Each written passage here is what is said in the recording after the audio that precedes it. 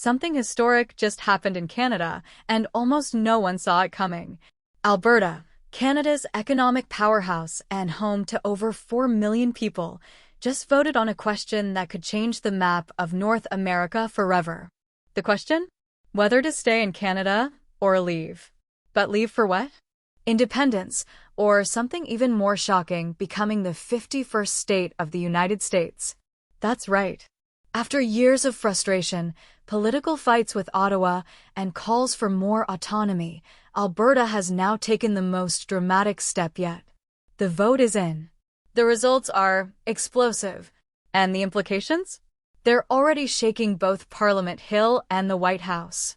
But before we dive into what the results actually mean, let's rewind a bit. Because to truly understand what just happened, you need to understand the why behind it. For decades, Alberta has played a vital role in Canada's economy, especially with its vast oil and gas reserves. Yet many Albertans have long felt ignored, mistreated, or outright punished by policies coming out of Ottawa. Remember the National Energy Program in the 1980s? That moment alone sparked the first serious talk of separation. But things have only intensified since then. Carbon taxes, pipeline blockades, and under the leadership of Prime Minister Mark Carney, new federal climate restrictions have pushed Alberta's energy sector to the brink. Albertans, proud and fiercely independent, saw it as a direct attack on their way of life. Fast forward to 2025. With frustration boiling over, Alberta Premier Danielle Smith called for what she called a sovereignty consultation. She didn't use the word referendum, but make no mistake, this was a vote on Alberta's future. The question was vague enough to avoid federal legal challenge, but clear enough that every voter knew what was at stake. Turnout was massive.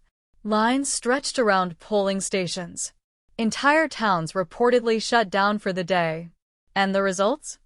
Well, unofficial tallies suggest that 53.4% of Albertans voted in favor of greater autonomy outside of the current federal structure. The government hasn't confirmed it yet, but it's already being called Alberta's quiet declaration of independence. But here's where it gets even stranger. Just days after the vote, reports emerged, unconfirmed, of course, that senior officials from Alberta had already held private discussions with U.S. policymakers. The topic? A potential pathway to statehood. That's right.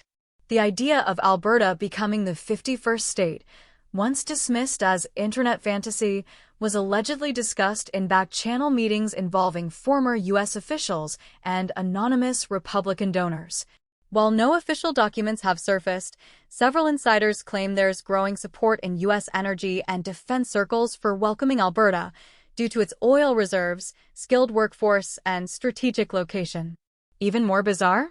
President Mark Carney, yes, the same Mark Carney who was once governor of the Bank of Canada, is now in the awkward position of potentially rejecting a province he once oversaw or greenlighting its admission into the U.S. family.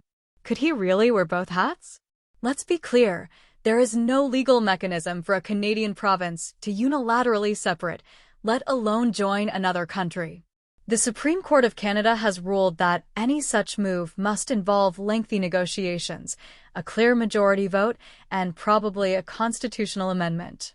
Not to mention, Washington would have to agree. And let's not forget the thousands of legal, diplomatic, and logistical nightmares that would come with such a move. But then again, history has never been made by rule followers, has it? As of now, Premier Danielle Smith has refused to call the vote a separation mandate. But behind the scenes, her government is reportedly drafting a Western autonomy charter that would create Alberta-only agencies for tax collection, immigration, policing, even defense. Alberta flags are flying a little higher today. And in some communities, Canadian flags are quietly being lowered. Even Saskatchewan's premier has hinted that we're watching Alberta closely.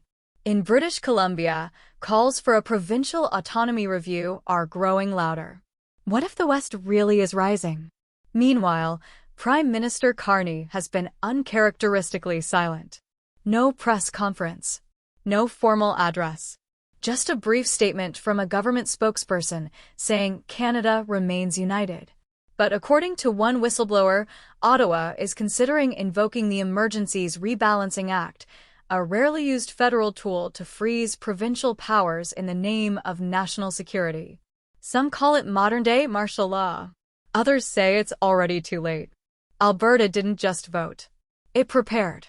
For months, maybe years, there's been a silent operation happening behind closed doors. Alberta's leaders weren't simply frustrated with Ottawa. They were quietly constructing a full-blown exit strategy, one piece at a time. And now, we may be witnessing the grand reveal. This isn't just about oil or federal overreach. It's about control, power, and the creation of a parallel state right inside Canada's borders. And here's the twist. Ottawa knew it was coming. While the country debated climate policy and pension fights, Alberta was building something deeper, what insiders are now calling Project Wildrose. According to leaked documents circulating online, again, not confirmed, but impossible to ignore, this initiative aimed to quietly duplicate every major federal function inside Alberta. A new tax agency, a provincial police force, border security protocols, even a shadow currency framework reportedly designed to back an Alberta-based digital coin. And now, 1 week after the vote, Alberta's government has taken its boldest step yet, establishing a provincial foreign relations office. Not in Toronto, not in Ottawa, but in Dallas, Texas. What happens next is anything but certain. Will Alberta formally declare independence in 2026? Will Ottawa crack down? Will the U.S. get involved, quietly or otherwise? Or could this all be an elaborate political stunt to pressure Ottawa for more powers, more money, and more control? There's even a conspiracy theory floating around that this was all engineered to distract from an upcoming carbon pricing scandal in Ottawa, one that allegedly involves key Liberal ministers and an offshore energy hedge fund based in the Caribbean. And as the world watches, Alberta's next moves could decide not just the future of Canada, but the stability of North America. Because if Alberta succeeds, what's to stop Saskatchewan, or Manitoba, or even parts of BC? What if this is just the beginning of a Western fracture, one that breaks up a country that's been whole for over 150 years? And what if the United States is ready to scoop up the pieces? Will Alberta chart its own course as an independent nation? Will it raise an American flag? Or will Ottawa make one final offer to keep Confederation intact? The world is watching. The clock is ticking. And the next 12 months may decide whether Canada remains whole or becomes history. Stay tuned, because this story is only just beginning.